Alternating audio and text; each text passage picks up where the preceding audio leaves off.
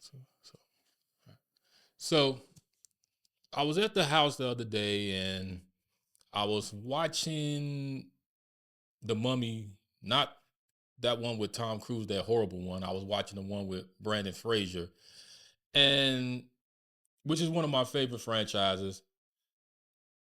And I was sitting there like, man, this series was a good series, but then after that third one, it just disappeared. And I was wondering, like, would they ever come back to do it? What was going on with that? Because there was nothing else was said about it until now. So it is official that they are doing the Mummy Part 4, and Brandon and Rachel are coming back as Rick and Evie O'Connell. Now, hearing this is making me feel two different ways. The first one is I'm excited because I love the Mummy movies. You know, the it's just they're fun, they're entertaining, the special effects, everything about them is good. The first one was off the train, great one. The second one with The Rock as a Scorpion King, that was good also. Some people didn't too much care for that, but I loved it. The third one with Jet Li was all right. Could have been better, but it was still good. But the only thing that I'm a little bit hesitant and nervous about is is it going to still have that same impact that the first three had, well, the first two had, and is people going to come out to see it?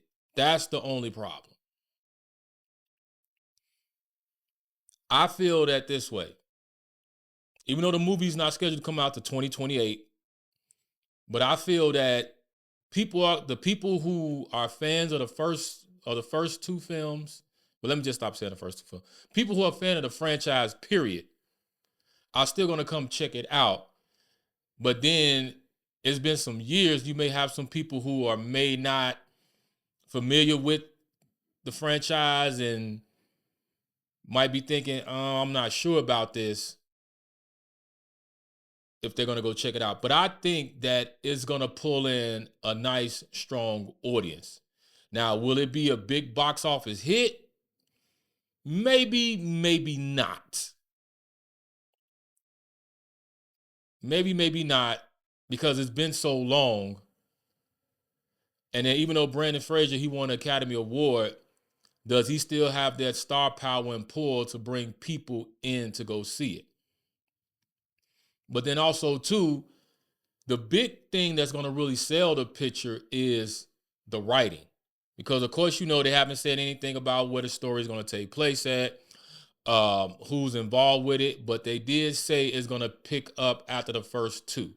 So this one is going to take place after The Mummy Returns with the Scorpion King.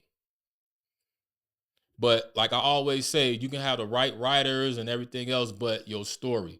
If the story's not on point, if it's not good, then everything else falls apart. Now, some people who I was talking to about this, they said, well, I don't think it's going to have a big impact at the theater, so they should just put it on streaming. No, don't put it on streaming. That is a bad idea.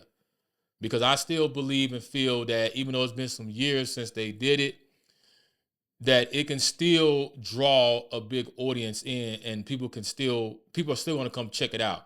Because even though the special effects and the old ones was really good, no complaints about it. But now, since the special effects have upgraded, there's a lot of things that they can do with it. But just don't make those special effects look cheesy and cheap, and don't write a weak story. So if they can refrain from doing all those things, then this project, the film, will be a success. But we just have to sit back and see what's going to happen.